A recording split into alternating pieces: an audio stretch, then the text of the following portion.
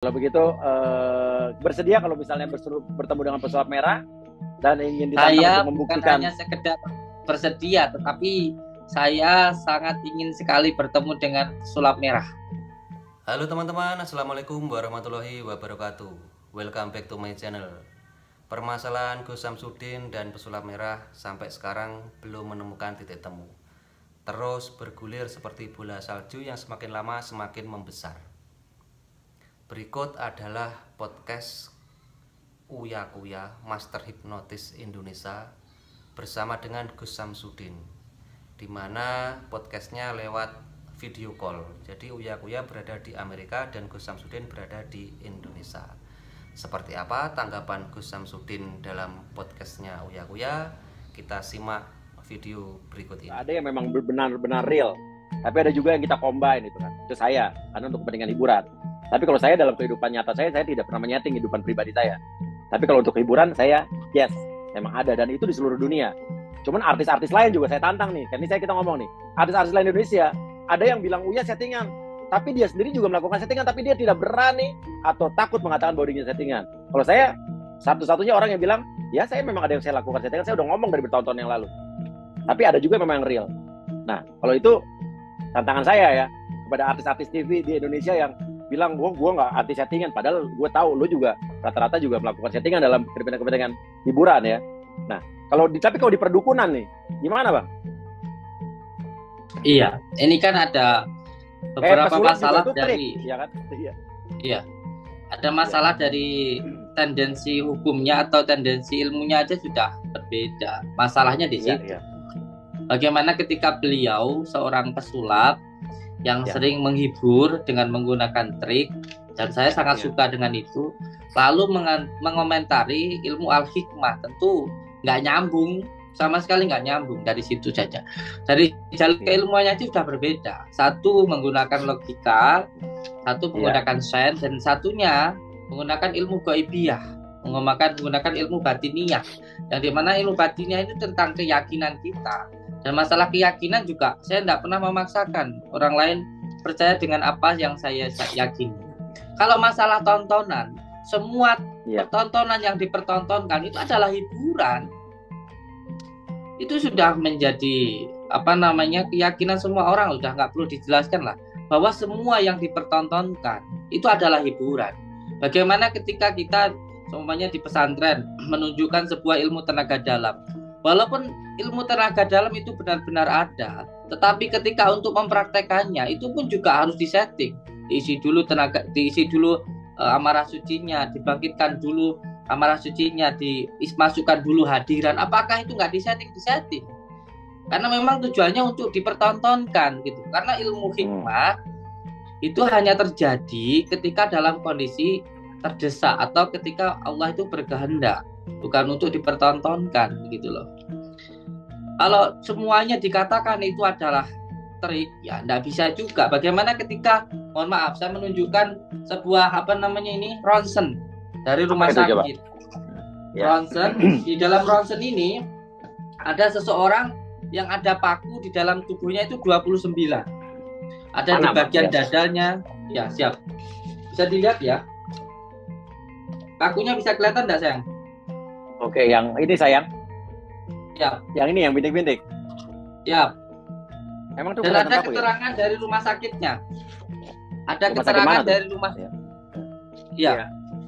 Dari rumah sakit Uska Tulungagung. Oke, keterangannya apa?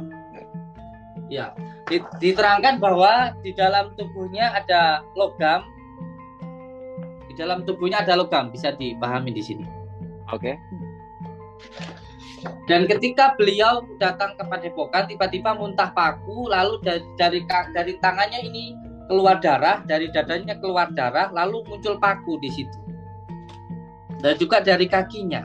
Apakah hal semacam ini juga dikatakan trik? Tidak semuanya bisa dilogikakan. Kalau semua hal harus dilogikan, orang lama-lama nggak beragama juga. Karena ada sesuatu hal yang tidak bisa dilogikakan juga. Oke. Ada sesuatu hal yang goib. Ya. Ronsen itu sebelum datang ke Padepokan apa setelah datang ke Padepokan? Ini sebelum datang ke Padepokan. Oke, jadi intinya dia ke rumah sakit, dibilang ada logam, akhirnya datang ke Padepokan gitu ya? Ya. Ini bisa Karena dia dipertanggungjawabkan merasa bahwa apa yang terjadi di dalam dirinya itu di luar dari kenalaran, akhirnya ikut ruqyah. Kita ruqyah, kita ambilkan dari kitab Al-Azkar, kita doakan. Nah, ketika kita doakan, itu keluar paku dari dalam tubuhnya. Lewat mana tuh? Mulut? Ada yang dari tangan, ada yang dari dada, ada yang dari mulut, dan ada yang dari... Dan itu saya bisa menghadirkan orangnya. Oke. Gini, kalau ada orang yang kena santet, dalam tubuhnya ada paku, itu kok di ronsen kelihatan pakunya? Iya, kelihatan. Tapi tidak semuanya. Kalau ini kelihatan. Oke, bagaimana nih? Misalnya andai kata nih, saya memberikan solusi nih. Andai kata Gus bilang bahwa ini secara medis pun bisa dilihat di ronsen gitu ya. Ya. Andai kata ada pasien yang menurut Gus datang bilang ada pakunya. Ya. Gimana kalau itu kita ronsen sama-sama? Siap. Diperlihatkan gitu. Siap. Berani nggak? Berani. Berani ya. Nah, oke, ini pertanyaan dan sudah dijawab ya. Oke. Ya. Dan oke. Dan intinya ada nggak video pernah yang waktu Gus keluarin paku dari badan orang? Ada. Udah pernah diperlihatkan. Tapi yang mengeluarkan ke paku bukan saya. Yang mengeluarkan paku waktu saya ruqyah itu suaminya sendiri dan tetangganya yang mengantarkan. Apa? Kenapa masih suaminya? Kan Gus orang pinternya. Iya. Ketika ruqyah bersama-sama, lalu dari telapak kakinya dan dari dadanya itu keluar paku, ditarik, keluar lagi sampai keluar sekitar 10 paku. Kenapa? Apakah suaminya itu tukang material? Bagaimana sebenarnya kok? Punya gitu. Saya nanya orang awam nih. Ya. Kenapa harus dia? Dia melihat. Ya, sebenarnya saya pun juga bingung ya karena saya sendiri juga nggak begitu memahami tentang ilmu gaib. Yang saya pahami hanya doa-doa, terutama dari kitab Al-Azkar An-Nawawiyah. Nah, ketika saya mendoakan seseorang keluar seperti itu pun juga saya terkadang juga bingung. Loh, kok bisa seperti itu kan begitu? Iya. Tapi saya pribadi belum pernah melihat dukun menyembuhkan orang, saya belum pernah lihat. Tapi orang keluar paku saya pernah lihat di depan mata saya. Saya masih ada videonya sampai sekarang. Gitu kan? Oke. Nah, sekarang gini. Pertanyaan saya. Dukun merah, pesulap merah bilang trik yang apa yang dilakukan sama Mas Gus ini adalah trik sulap. Setuju atau tidak? Saya sama sekali tidak setuju sebab saya tidak melakukan itu. Oke, keris yang pakai listrik itu yang dibuktikan itu sama dia tuh kemarin? Beliau sudah saya ajak untuk masuk ke dalam untuk melihat kerisnya. Iya. Beda, kerisnya yang dia pegang beda tuh, Bang. Apa sama? Sangat berbeda. Oh, sangat berbeda. Oke. Jadi kalau emang itu berbeda, keris yang ada di dukun meniru trik sulap, apa trik sulap yang meniru keris dukun? Menurut saya yang kedua. Trik sulap yang meniru alat-alat yang punya dukun itu ya. Biar seolah-olah pesulap sakti gitu ya. Karena saya dan anak saya pesulap, Gus. Tapi saya sendiri sangat suka dengan sulap. Ya, uya-kuya sakti, saya nggak setuju. Uya-kuya pinter, bisa main trik sulap, ya saya setuju. Kalau saya ya. Dan saya selalu mengatakan bahwa saya tidak sakti, saya tidak bisa apa-apa. Iya, oke. Oke, jadi intinya adalah Abang Mas Gus tidak berhubungan dengan jin, tidak berhubungan dengan setan ya? Antara makhluk gaib dan yang maha gaib ini sudah berbeda. Iya. Kalau makhluk gaib itu jin, dan lain sebagainya. Kalau yang maha gaib itu Allah Subhanahu Wa Taala. Makanya di dalam tasawuf itu diajarkan bagaimana caranya kita kefutuh, mendekat diri kepada Allah. Tentunya dengan doa-doa yang diyadhi, dengan doa-doa yang sholawat dikuasai begitu. Iya. Oke, Mas Gus, terima kasih. Ada pesan buat pesulap merah mungkin? Iya. Saya ada pesan untuk pesulap merah. Iya. Saya sangat mendukung sekali dengan apa yang panjenengan lakukan, membongkar praktek-praktek perdukunan yang merugikan masyarakat.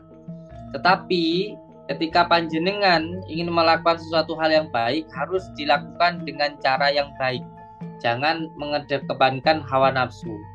Ketika panjenengan berbicara tentang ilmu al-hikmah, maka jangan disamakan ilmu al-hikmah dengan ilmu trik. Ada beberapa hal yang berbeda di situ. Oke. Jadi intinya seperti itu ya. Ya. Oke.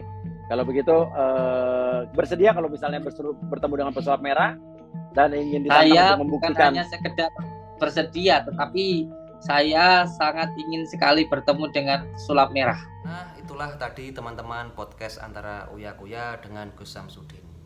Semoga masalah ini cepat menemukan titik temu, cepat mempunyai solusi atau mendapat solusi yang terbaik untuk kedua belah pihak. Terima kasih telah mengikuti video ini. Semoga ini bisa menjadi hiburan dan wawasan untuk kita semua. Sampai ketemu di konten-konten selanjutnya. Wassalamualaikum warahmatullahi wabarakatuh.